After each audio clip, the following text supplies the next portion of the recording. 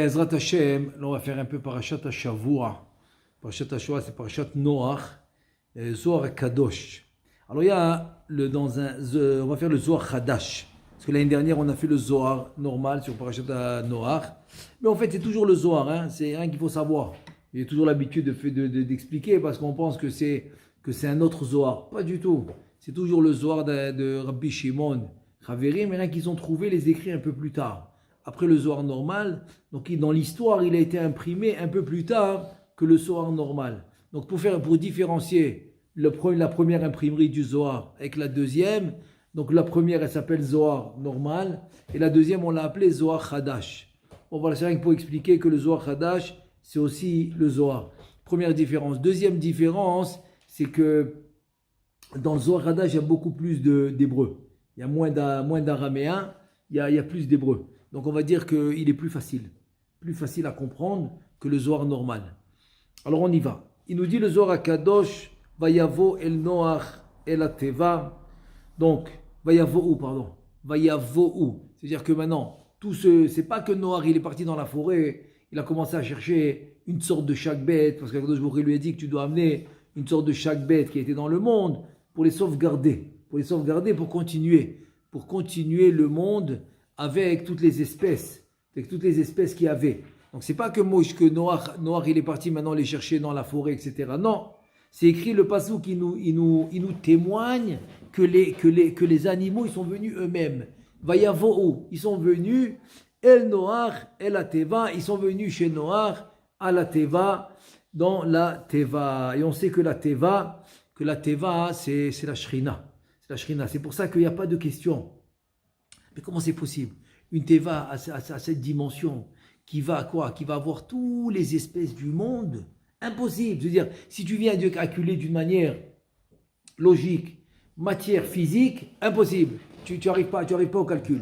C'est pour ça qu'il n'y a pas de calcul à faire. C'est comme c'est comme exactement la taille du Aaron dans le Kodesh HaKodashim qui était la même taille du Kodesh HaKodashim. Comment il fait pour rentrer? C'est comme maintenant, je sais pas moi, tu prends une chambre, elle a exactement 2 mètres de long exact, mais quoi, tu as 2 mètres 00 et tu achètes un lit 2 mètres 00, exactement la même taille. Donc impossible, il ne va pas rentrer. Tu es obligé de prendre un lit 1m90. Ok, à la rigueur, pour tirer aux épingles, tu prends 1m95. Ok, mais tu es obligé d'enlever un 5 cm. Et d'habitude, on enlève même 10 cm, comme ça on est un petit peu à l'aise, quoi, sur les côtés. Là, non, il te dit, c'est exactement ça rentrer. C'est-à-dire que dans le système spirituel, c'est qu'il peut avoir des choses. Il peut avoir des choses qui ne prennent pas de place. C'est un concept spirituel et on l'a retrouvé au Beth Amikdash souvent. Par exemple, je donne un exemple, que la Mishnah a dit Afechad lo amar tsar li hamakom birushalayim, ça veut dire que personne n'est venu et a dit la Yerushalayim j'ai trop serré. Quand je viens au Beth Amikdash, à Yerushalayim, aux 3 fêtes, Shalosh Regalim, je suis serré. Personne n'a jamais dit ça. Alors qu'il y avait des millions. Ils étaient où? Comment ils ont vu? Il dit Omdim tzfufim bishtachavim revahim. C'est-à-dire on se met debout, on est un à côté de l'autre, mais quand on se prosterne, on a plein de place. C'est-à-dire que dans le système spirituel, on peut avoir des cas où ça ne prend pas de place. C'est un concept spirituel, ce n'est pas un concept matériel. Donc c'est exactement ce qui s'est passé avec la Teva. Pourquoi? Parce que la Teva c'est la Malchut. C'est la Malchut, c'est elle qui dirige le monde, c'est Knesset Israël, c'est la Shrina. Donc c'est ça la Teva. Et le Tzaddik c'est Noach. Tzaddik c'est Noach, c'est le Yesod. Zon, Akadosh Baruch Hu et la Malchut. Donc Tzaddik Yesod Olam c'est Noach, qui va sauver le monde, parce que c'est lui qui a été au tzaddik bador azeh, c'est-à-dire dans cette génération, c'est toi le tzaddik, c'est toi le yesod, et la malchut, c'est la teva. Donc c'est pour ça qu'il n'y a pas de question. Comment ils sont rentrés tous, etc. Et je donne un autre exemple. Dans le 4e chapitre de Da'at U'Tvuna, il amène un exemple incroyable. Il dit que tu sais que le Gan Eden à Tarton, d'ailleurs, la porte du Gan Eden à Tarton, c'est à Hebron, c'est là-bas la porte. Il dit le Gan Eden à Tarton, il est 60 fois plus de surface que la terre où on habite. La terre où on habite, 60 fois plus grand, c'est le Gan Eden à Tarton. Donc la première étape, après que la Neshama quitte le corps, elle va au Gan Eden à Tarton. Ensuite au Gan Eden à Elion. Olam Haba, c'est pas encore. C'est à la fin des temps, à la fin des 6000 ans, là il y aura Olam Haba. Mais pour l'instant, première étape, Gan Eden à Tarton. C'est-à-dire que ce Gan Eden à Tarton, il est 60 fois plus que le monde entier, dans le monde terrestre, là où on vit aujourd'hui. Comment c'est possible? Où est-ce qu'il est? Il dit le Ben Ishraï, Alav Shalom, il ramène ça de Chachamim. Il dit, il ne prend pas de place. Comment 60 fois plus que la terre où tu es, quoi, où on se situe aujourd'hui, 60 fois plus grand, il ne prend pas de place. Encore une fois, dans les concepts spirituels, il n'y a pas de question. Il n'y a pas de question. Et donc voilà. Donc c'est pour cela que... Ah ouais, c'est ça. Bon, c'est un exemple, ça. Il y avait un exemple dans le téléphone. La puce, c'est ce qu'il y a le plus. Le téléphone, il est grand, mais c'est vrai que pour avoir l'écran, mais en fait, la puce qui contient tous les mémoires et tout est toute petite. À peine si tu peux la tenir entre tes deux doigts, quoi. Mais c'est un exemple, ça veut dire c'est ça exactement. Dans le concept spirituel, il n'y a pas de concept de place. Dans le concept matériel, matière, oui. Même une aiguille, elle a besoin de sa place. Même un cheveu, il prend sa place. Je veux dire, chacun a sa place. C'est le mot matériel. Bon, c'est rien qu'une parenthèse pour expliquer. Vaya vo'u. Ils sont tous venus. El Noach, Anoach qui est le Yesod. El Ateva qui est la Malchut. Donc, Kaviachol, c'est eux qui vont avoir ce miracle que tout le monde pourra rentrer. Maintenant, Kedarko Bakodesh, tout le temps le Zohar Kadosh, avant d'expliquer le pasouk de la Torah, il nous amène un pasouk du Tanakh. Et c'est incroyable parce que c'est exactement le système qu'on voit dans le Midrash. Quand tu étudies le Midrash, tu vois le même système. Avant de t'expliquer le pasouk de la Torah, on t'amène un pasouk du Tanakh. Donc c'est quel pasouk qui nous amène Rabbi Yochanan, un pasouk de Teilim. Et là il nous dit, Rabbi Yochanan Patah, pasouk de Teilim dans le chapitre 65. C'est d'ailleurs un pasouk qu'on va réciter au moment de la Brit Mila. Ashre tifharut karev, yishkon hatzerecha, nisbea betuv betecha, kedosh echalecha. Donc, d'abord une parenthèse. C'est un rappel en fait. C'est un rappel, je l'ai dit plusieurs fois. Quand le Zohar Kadosh va dire Patah, c'est quoi Patah? Pourquoi il dit Patah? Rabbi Yochanan Patah. Il a ouvert quoi? Qu'est-ce qu'il a ouvert? Il vient, il nous dit, le Ra'ak, c'est Rabbi Avram Galanti, au nom du Ramak, Rabbi Moshe Cordovero, la Shalom. Il dit que Patah, c'est en fait, les Chachamim du Zohar, ils t'amènent un chidouche qui n'a jamais été dit auparavant. Et ni dans les mondes supérieurs, ni chez nous, dans ce monde-ci. Et c'est pour ça que, ça c'est une preuve que, Bessiata d'Ishmaïa que je ramène, la preuve c'est que tu vois bien que les Neshamot des Tzadikim, ils viennent écouter Rabbi Shimon et les Chaverim quand ils font des Chidushim, comme Rabbi Pinchas Ben Yair, comme Chizkiyahu Melech Yehuda, comme Moshe Rabbeinu, comme Eliyahu Hanavi Zacholetov, comme Achia Shiloni, etc. Si les Chidushim qui disent dans le Zohar, ils les ont écoutés en haut, pourquoi ils doivent descendre? Donc tu vois que c'est des Chidushim qui n'ont jamais été dits, ni en haut, ni en bas, c'est ça Patah. Donc le Chidush de Rabbi Yochanan Patah, c'est un vrai Chidush qui n'a jamais été dit. Donc on va étudier ce Chidush. C'est quoi ce Chidush qui n'a jamais été dit? Il dit comme ça. Bouré, kama yesh l'adam lizaher velivdok atzmo ma'asa bechol yom vayom, voilà. Le Chidush de Rabbi Yochanan, c'est une moralité, mais aussi une façon d'agir, une façon de vivre dans sa vie quotidienne. Dans la vie quotidienne, il te dit comme ça. He'arkam betzafra yemar, c'est-à-dire quand l'homme il se lève le matin, qu'est-ce qu'il doit dire? Et ça, ce Yiratzon qu'on va voir maintenant, on l'a rajouté dans le Sidur Shari Chetzed, c'est à part Modéani. Parce que Modéani, ça fait un peu moins que 500 ans, un livre qui s'appelle Seder Hayom. C'est un Chacham qui était au temps du Harizal. C'est lui qui a écrit ça, ce Modéani qu'on fait tous les matins. C'est lui qui l'a écrit dans son livre. Et depuis, tous les Sidurim, ils l'ont adopté. Ils l'ont adopté, le Modéani. C'est-à-dire que le Modéani, il n'est pas très vieux. Il ne date pas depuis Anchek et Sakdola. Le Modéani, pas du tout. Modéani, il est maximum, même pas 500 ans. Même pas 500 ans. C'est un Chacham. C'est un Chacham au temps du Harizal. Son livre, il s'appelle Seder Hayom. Et c'est lui qui ramène ça. Et depuis, on l'a adopté. Je donne un exemple, c'est comme les Khadodi. Les Khadodi aussi, on l'a adopté, mais c'est au temps du Harizal. Comme le Kabbalah Shabbat du Harizal. Donc les Khadodi aussi. C'est un chant qui a été composé par Rabbi Shlomo El Kabbetz, qui est au temps du Harizal. C'est un exemple. Donc Modéani aussi, c'est au temps du Harizal. Et donc maintenant, nous, dans le Sidour de Shari Chesed, on a rajouté le Yiratzon qui nous dit Rabbi Yochanan dans le Zohar Kadosh, dans le Zohar de Zohar Khadash. Et il nous dit comme ça, à part Modéani, tu vas rajouter Yiratzon milefanecha Adonai Elohai sheye libi nachonu masur beyadi shelo eshkacheka, que je ne vais pas t'oublier, c'est-à-dire que Yiratzon, que ta volonté soit, bon, comme on le dit nous, avant de faire un Netilat Yadayim, etc., parce que c'est avec Modéani, donc on n'a pas mis Hashem Elokai, on a mis directement Yiratzon milefanecha sheye libi nachonu masur beyadi. Et nous, on a marqué Veloech As, Veloech Iseka, que je vais pas m'énerver et que je ne vais pas t'énerver. En deux mots, que je ne vais pas aller contre ta volonté. C'est ça que ça veut dire. Et là, le Nusach, il est différent. Shelo Eshkacheka, que je ne vais pas t'oublier. Je ne vais pas t'oublier, mais nous, on a voulu mettre par rapport à la colère. Pourquoi? Parce que le Harizal, il dit que c'est la mida, la plus grave, que l'homme il doit faire attention. Pourquoi? Parce que quand l'homme il s'énerve, il peut changer sa neshama. C'est-à-dire que sa neshama, elle peut être très haute, elle peut être d'un tzaddik, etc. Elle peut être d'un yireh shamaim, qui soit yirat shamaim, etc.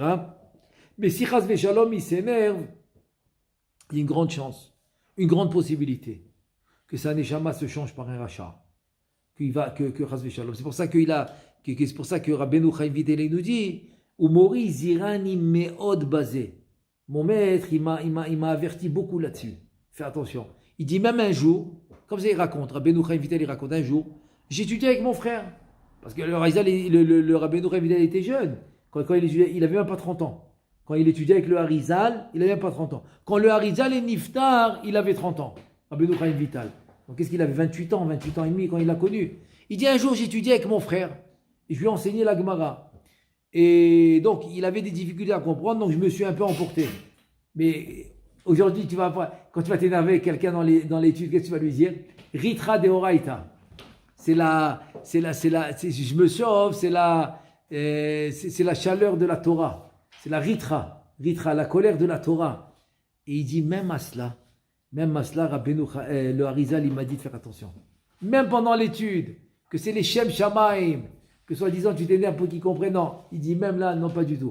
Donc c'est pour ça que nous, dans le Sidour, on a écrit ce Yiratzon, et on a dit chez Libi Nachon, que mon cœur, il soit entre mes mains, et que Chazvé Shalom, je ne m'énerve pas, et que je ne t'énerve pas toi, c'est-à-dire que je ne vais pas aller contre ta volonté.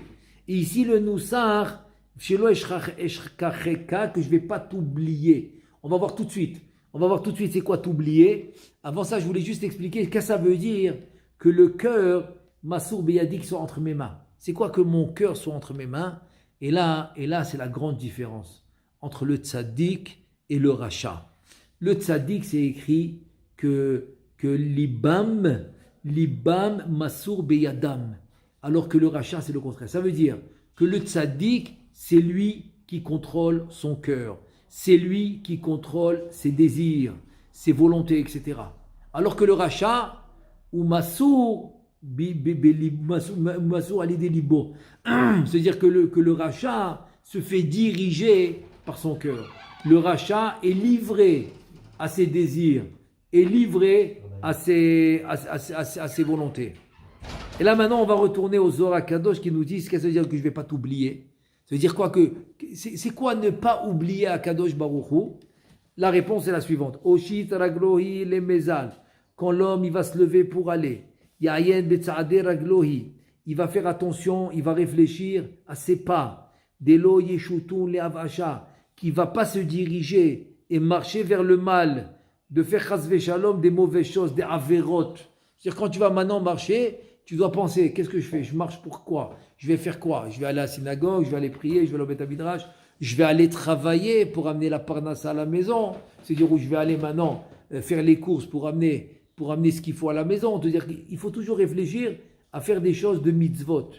Azal lidvar midah. Quand l'homme il va aller dans une mitzvah, la tfila, l'étude, etc.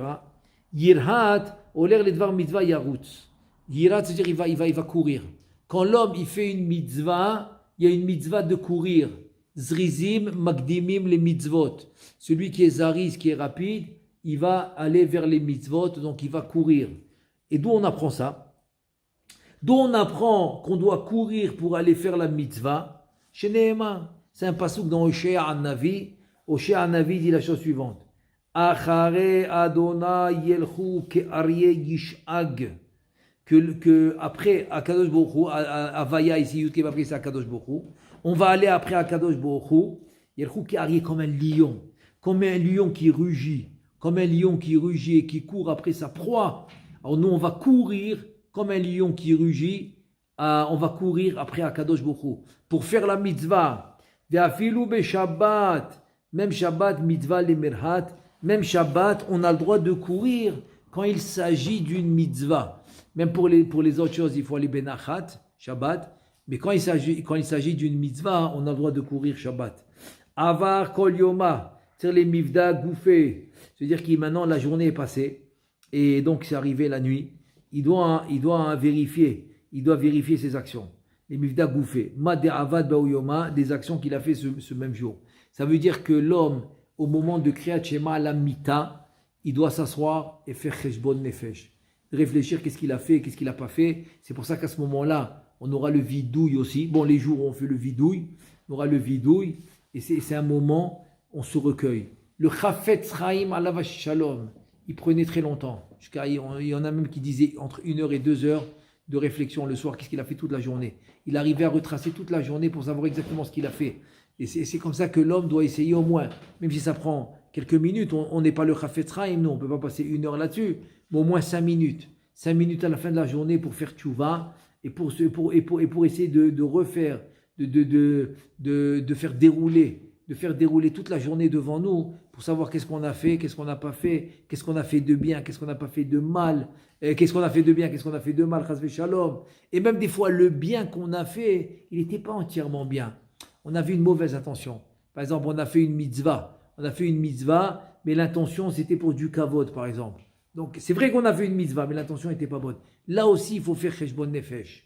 Et les deux dit vei, sim, im c'est si.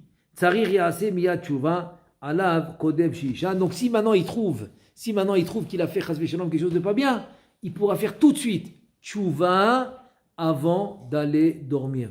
Donc, il faut faire tshuva avant que la neshama monte en haut. Beyadechaf kidruchi, padita oti Adonai el emet. Alors, beyadechaf kidruchi que je vais mettre en gage. Maneshama, mon rouach, je vais le mettre en gage chez toi avant de dormir.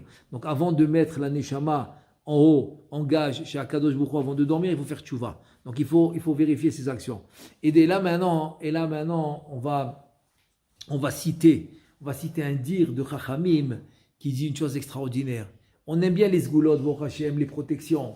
Et là, Chachamim, il te donne plus qu'une protection. Il te donne une certitude, une garantie. Et ils disent comme ça, Kol Hasham et Torchotav ba'olam hazeh, zoche veroe bishuato shel HaKadosh Baruch Hu. Tout celui, alors je traduis, Kol Hasham et Torchotav, la shum c'est évaluer. Tout celui qui va évaluer ses actions dans ce monde, zoche, il va mériter, il va voir, roe, zoche veroe bishuato shel HaKadosh Baruch Hu. Il va mériter, il va voir la Yeshua. On va dire la délivrance, la Yeshua, le miracle, ça peut être le miracle aussi. Le miracle, ça peut être le miracle. Ça peut être le miracle. Donc il va, grâce qu'il a évalué ses actions, alors Bezrat Hashem, il aura toujours la Yeshua d'Akadosh Baruch Hu et il va réussir dans tout ce qu'il va faire. Donc c'est une certitude. Qu'est-ce qu'il faut qu'il fasse? Évalue tes actions. Voilà, évalue tes actions. Alors évidemment qu'il faut les évaluer avant de faire l'action, mais aussi évaluer ses actions à la fin de la journée, avant d'aller dormir. Amar Rabbi Abahu, Boré Kama Yeshlo le Adam le Isaer. Rabbi Abahu, il te dit, viens, regarde combien l'homme, il doit faire attention. Il dit comme ça, il dit Ho'il, Benishmat al El Beapav, puisqu'il a la Neshama en lui, Neshama Shedatata Biteora. Ataberatata Yetzarta, etc. C'est la bracha qui dit le matin, quand Akadosh Baruch Hu lui redonne sa neshama pour vivre. L'itaer me'avonotav, donc il doit se purifier et se nettoyer de toutes ses avérotes, de toutes ses fautes. Ou l'ayен bema'asav, et d'examiner toutes ses actions. Comme j'ai dit tout à l'heure, examiner ses actions égale Yeshua, égale délivrance, égale miracle. Parce qu'Akadosh Baruch Hu, c'est ce qu'il veut. Il veut qu'on vive consciemment, pas inconsciemment. On vive consciemment. À chaque chose qu'on fait, il a une raison, il a une adresse, il a une, on va dire, il a un but. Il a un but. Nos actions, ils ont un but. Et notre but, c'est de faire la volonté d'Akadosh Baruch Hu. Velo yecheta lifne kono, donc il doit tout faire pour ne pas fauter devant son Créateur. Les ma'an tiye ma'alato imshara tzadikim, ça veut dire que l'homme, avec ce que je te dis maintenant, c'est ça le patah. Rabbi Yochanan patah, qu'un homme simple, le plus simple qui peut exister dans ce monde, il peut arriver à des niveaux incroyables. Il te dit, tu arrives au niveau d'être avec les tzadikim. Non mais je suis un homme simple. Même si tu es un homme simple, si tu fais ce que je te dis, te dit Rabbi Yochanan, c'est ça le chidouche, ça patah. Si tu fais ce que je te dis, tu pourrais être au niveau des tzadikim. Velo yimatse moche beyado ba'aloto lirot et pene Adonai. Et donc après 120 ans, quand il va arriver en haut, personne ne va le bloquer. Parce qu'on sait qu'on doit passer le Asiya, la Yetzira. Donc là-bas, il y a tous les, on va appeler ça entre guillemets les gangsters. Il y a tous les sitrahara qui empêchent la Neshama de monter. Mais si tu agis comme je te dis dans ce monde, eh ben il n'y a aucun obstacle. Tu arrives direct. Et là cet après-midi, j'ai entendu une vraie histoire incroyable avec un des qui a été tué, qui était pendant cette fête-là, le Shabbat. Pendant le Shabbat, là, ils étaient dans la forêt, la fête qu'ils ont fait dans la forêt. Un Hachem Yikom Damo, Kadosh Baruch Hu Be'ezrat Hashem va se venger du sang qu'ils ont versé. Et lui, il a été tué. Donc, c'est quoi son histoire de ce Bachour, de ce jeune homme? L'histoire, c'est comme ça. C'est qu'il, il est né dans une famille religieuse, orthodoxe. Et donc, avec le temps, bon, il a grandi à la yeshiva au début, etc. Mais bon, avec le temps, il a choisi son chemin. Donc son chemin, c'était pas de rester orthodoxe. Donc petit à petit, il a laissé tomber la pratique de la Torah et des mitzvot. Donc il est arrivé, bon, j'aime pas trop utiliser ce mot, mais c'est un mot qu'on utilise, chiloni. Chiloni, ça veut dire, c'est la vie, c'est-à-dire sans Torah et mitzvot. Donc c'est la façon qu'il a choisi de vivre par les circonstances. Je ne rentre pas maintenant par les circonstances qui s'est passées, etc. Donc, ils se retrouvaient dans cette soirée, dans cette fête où ils ont dansé là-bas, où ils ont dansé le Shabbat, et les terroristes qui sont venus et qui les ont tués. Ce jeune homme, il vient en rêve à son père. Maintenant, son père, il ne sait même pas encore qu'il est nifta. Il ne sait pas parce qu'ils ne sont pas en contact. Son père orthodoxe, maintenant lui, il n'est pas orthodoxe, donc il vit séparément, il vit dans une autre ville d'Israël, etc. Il lui vient en rêve. Il lui dit, papa, je veux te dire que t'inquiète pas, je suis très bien. Et sache que Baruch Hashem, tu m'as éduqué dans la Torah. Donc sache qu'aujourd'hui, en haut, j'étudie la Torah. Et je veux te dire que tous ceux qui se sont fait tuer, tous, ils ont tous fait tchouva avant de mourir. Tous. Parce qu'il n'y a pas un qui n'a pas dit Shema Israël, Adonai Eloheinu Adonai Echad. Il n'y en a pas un qui a dit ça. Tout le monde a dit le Shema Israël. Donc tous, ils ont été vraiment tués par Kiddush Hashem. Il a dit aujourd'hui, tu ne vas pas croire. Où j'étudie la Torah aujourd'hui, avec qui j'étudie la Torah aujourd'hui, comme il dit ce jeune homme qui a été tué Shabbat. Oui, maintenant, je te dis maintenant, c'est une histoire récente. Qu'est-ce qu'il dit ce jeune homme? Tu sais qu'est-ce qu'il dit ce jeune homme? Avec qui j'étudie aujourd'hui la Torah? Avec Akadosh Baruch Hu. J'étudie la Torah avec Akadosh Baruch Hu. Ça, je l'ai dit avant que je connaissais cette histoire. Avant que je connaissais cette histoire, j'ai dit, ça fait 2-3 jours, quand j'ai écouté, je ne veux pas dire de nom, quand j'ai écouté un rave qui a commencé à faire des explications, et voilà, ils ont dansé Shabbat, et il y avait la statue de Bouddha, et et ça m'a pas plu du tout. Donc j'ai fait un cours, tout de suite après, j'ai fait un cours, d'ailleurs je l'ai envoyé, mais je pense qu'il était en hébreu, j'ai fait un cours là-dessus en hébreu, que c'est pas vrai du tout, qu'il n'a pas le droit de parler comme ça, parce que le fait qu'un juif quel qu'il soit, il est mort parce que c'est un juif. C'est la seule raison. La seule raison pour laquelle il est mort parce qu'il est juif, il s'appelle Kadosh. Il s'appelle Kadosh. Alors comment tu peux dire une chose pareille? Alors j'ai pas été d'accord, etc. Et je ne connaissais pas cette histoire. 2 jours après, Akadosh Baruch Hu, il m'envoie cette histoire.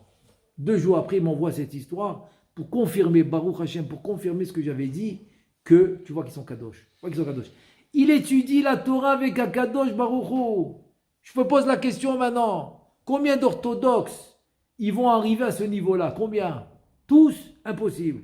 Impossible, parce que Rabbeinu Chaim Vital, il a écrit un livre complet. Il s'appelle le Sefer Achizionot, tout ce qui se passe au Gan Eden, etc. Il y a plein de Neshamot qui n'étudient pas avec Akadosh Baruch Hu. Et ils faisaient Torah au Mitzvot. Et ils faisaient le Shabbat. Et tu vois qu'ils ne sont pas à ce niveau. Donc, assourd de parler, assourd de dire, un juif qui a été tué parce que c'est un juif, il est Kadosh. Maintenant, ne rentre pas dans les détails. On ne t'a pas nommé chauffette. On ne t'a pas nommé juge pour juger, etc. Pas du tout. Donc voilà une preuve. Une preuve qu'il est Kadosh. C'est incroyable. Et pourquoi je me rappelle de cette histoire maintenant? Parce qu'il te dit, les ma'antiye ma'alato im shirat tzadikim. Si tu fais ce que je te dis, il te dit, Rabbi Yochanan, ta ma'ala, ton niveau, il va être avec les tzadikim. Donc tu vois que on n'a pas le droit de juger. Pas du tout. Regarde quel niveau il est arrivé. Incroyable. Il étudie aujourd'hui la Torah avec Akadosh Baruch Hu. Donc son père, il s'est réveillé le matin, il a écouté ça, il ne comprenait pas le rêve. Il ne comprenait pas. Il a su que plus tard que son fils a été tué, etc. Donc il est là, il a fait la connexion.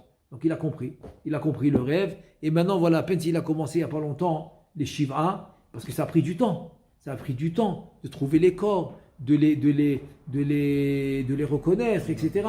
Donc ça a pris du temps, voilà. Donc c'est comme ça que ça s'est passé.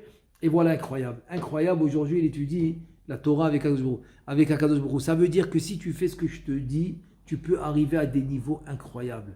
Donc ça, c'est le niveau qu'on fait aujourd'hui. C'est si tu fais maintenant le Cheshbon Nefesh tous les jours, tu fais attention à tes actes. Comme j'ai ramené Kol Hasham et Torchotav, donc Be'ezrat Hashem, tu arrives au niveau d'Akadosh Baruch Hu et personne ne peut t'embêter après 120 ans. Là, Neshama, elle monte direct. Et là, maintenant, je veux juste le connecter. Ce que Rabbi Yochanan il dit, on va le connecter avec Noach, c'est quoi? Il dit Umimi ata lamed, c'est-à-dire d'où j'apprends tout ça. Il te dit Rabbi Yochanan, j'apprends tout ça de la Teva. Hein? Comment tu as appris ça de la Teva? Et là maintenant Rabbi Yochanan il te dit j'apprends ça de Parashat Noach, de la Teva. Comment? Bourré, viens voir. Maïdirtiv. Il dit le pasouk, c'est le premier pasouk qu'on a cité au début du Drouche. Il te dit Vayavou el Noach el la Teva belo reshut. Ils sont venus à Noach, à la Teva, sans reshut. Ils n'ont pas demandé reshut. Ils sont venus. Parce qu'Akadosh Baruch Hu, il a dit, ils sont venus.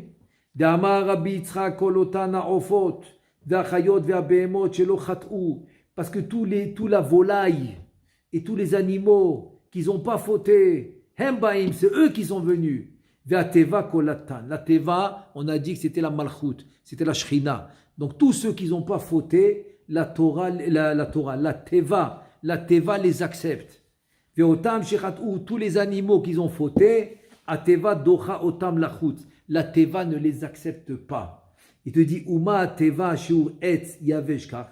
Si maintenant la Teva qui est faite en bois, du bois sec, et elle sait reconnaître un tzaddik ou un autre, elle sait reconnaître qui a fauté, qui n'a pas fauté, pitre hashamayim veshomrei, maintenant en haut le ciel et tous les gardes là-bas des portes là-bas, etc., dans la Asiya, etc., eux, Veshomrei Amishmarot, Vekisa Kavod, tous les niveaux de Asiya, Yitzira Asiya, Shem Baem Areshut, Alachat Kama Vekama, Liot Koltin, Lemi Shelo Chat'u, Liot Dochim, Lemi Shechat'u. Incroyable. C'est Omer Rabbi Yochanan, Ani Lomet Zeme Teva. Qu'est-ce qu'il y a à prendre de la Teva? Si maintenant le bois, qui est la Teva, le bois, il sait reconnaître un animal qui a fauté et un animal qui n'a pas fauté, parce qu'un animal qui n'a pas fauté, il va le laisser rentrer. Un animal qui a fauté, il ne va pas le laisser rentrer.